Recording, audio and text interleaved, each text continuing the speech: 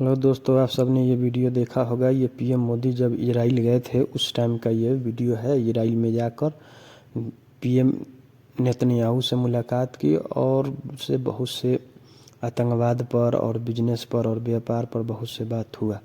ये बात होते समय 1-2 दिन बीता ही था, तब तक इजराइल ने ईरान पर हमला कर दिया। अमेरिका और इजराइल ने ईरान पर हमला कर दिया और इस हमले में इमाम ख़ुमैनी रहमतुल्लाह अलैह शहीद हो गए और जानबूझ के टारगेट करके ही ये हमला किया गया है इमाम ख़ुमैनी पर, ताकि इमाम ख़ुमैनी को मारा जा सके।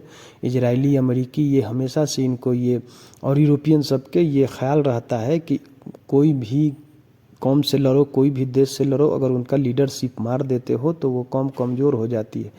जैसे इन्होंने वेनेजुएला में वहाँ के लीडर राष्ट्रपति को मादुरो को उठा के लेके आए और उठा के लेके आने से ये ख्याल किए कि ये वेनेजुएला ख़त्म हो जाएगा, लेकिन इन्होंने सही ख्याल किया कि वेनेजुएला अब उस पावर में नहीं रहा। वहाँ हर कौम का अलग अलग मिजाज होता है। मुसलमानों का मिजाज ये नहीं होता है कि अगर लीडरशिप मर जाए तो वो हाथ पर हाथ धर के बैठ जाए, हथियार छोड़ दे, सरेंडर कर दे। मुसलमानों को पता है कि मुसलमानों की लड़ाई लीडरशिप का नहीं होता है, कि कोई लीडरशिप एक आम आदमी होता है जो कि कौम को लीड करता है, कौम को सीधे रास्ता दिखाता है कि ये सही है, ये गलत है, इस तरीक़ा से हमको लड़ना है। यही तरीक़ा अल्लाह के रसूल सल्लल्लाहु अलैहि वसल्लम ने हमें बताया है। बस उसका यही काम रहता है, खुद उस पर वो चलता है और अपने कौम के लोगों को चलाता है, आर्मी को चलाता है, ना कि वो सारा प्लानिंग का दारोमदार उस लीडरशिप पर रहता है। ये मुसलमानों और इस्लाम की खासियत है जो कि दुनिया में किसी कौम में नहीं पाई जाती है।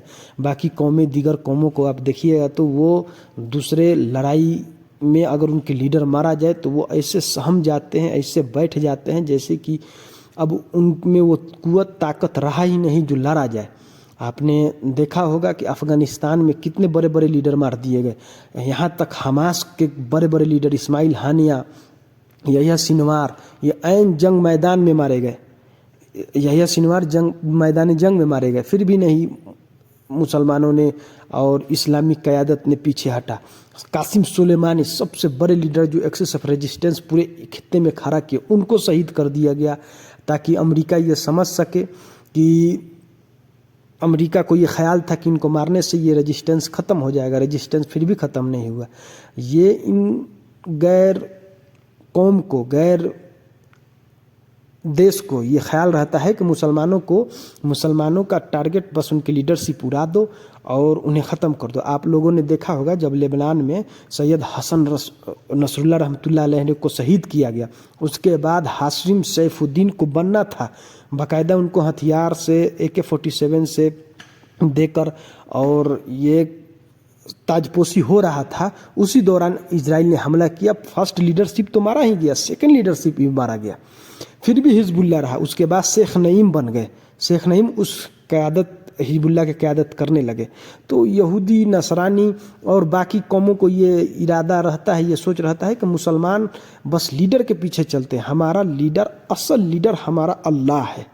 मुसलमानों का असल लीडर जो है वो अल्लाह है। अल्लाह, चूँकि अल्लाह को मौत आनी नहीं है, अल्लाह ने ही मौत बनाया है, तो उसको मौत नहीं आनी है। अगर सारे मुसलमान मर भी जाए ना तो अल्लाह, हमारा लीडर अल्लाह हमेशा के लिए है। वो किसी न किसी तौर पर दूसरी ऐसी मखलूक या ऐसी कौम को पैदा कर देगा इन्हीं में से कि वो मुसलमानों को, इस्लाम को फिर से उसको उठा सके। इसलिए कि अल्लाह को मौत तो है नहीं। अब बाकी कौम ये जानती है कि अगर हम, मेरे लीडर मरे तो फिर हम किसी काम के नहीं रह गए। तो इसलिए दुनिया के दीगर कौमें ये मुसलमानों पर ये ख्याल रखती है कि मुसलमान को लीडरशिप मारो ताकि ये कमज़ोर हो जाए। हालांकि जितना लीडरशिप मुसलमानों का मरता है उससे डबल, उससे ज़्यादा ताकतवर उभर के लोग आते हैं, ताकि मुसलमानों में ये एहसास है कि अगर हम मारे जाएं तो चूँकि हमारा तो कोई प्रोजेक्ट तो है ही नहीं ना। ये जितना दुनिया में निज़ाम चलाने की कोशिश हो रहा है मुसलमानों को, ये तो अल्लाह का निज़ाम है, इसको चलाएगा अल्लाह। बस हम उस निज़ाम को बढ़ाने में दुनिया में साथ, अगर हम हैं तो हैं, नहीं है तो मर गए, कोई बात नहीं, दुनिया से चले गए। तो हम दुनिया से चले गए इसका मतलब ये नहीं है कि अल्लाह का वो सिस्टम नहीं है। अल्लाह तो है। अगर इन काफिरों को, इन यहूद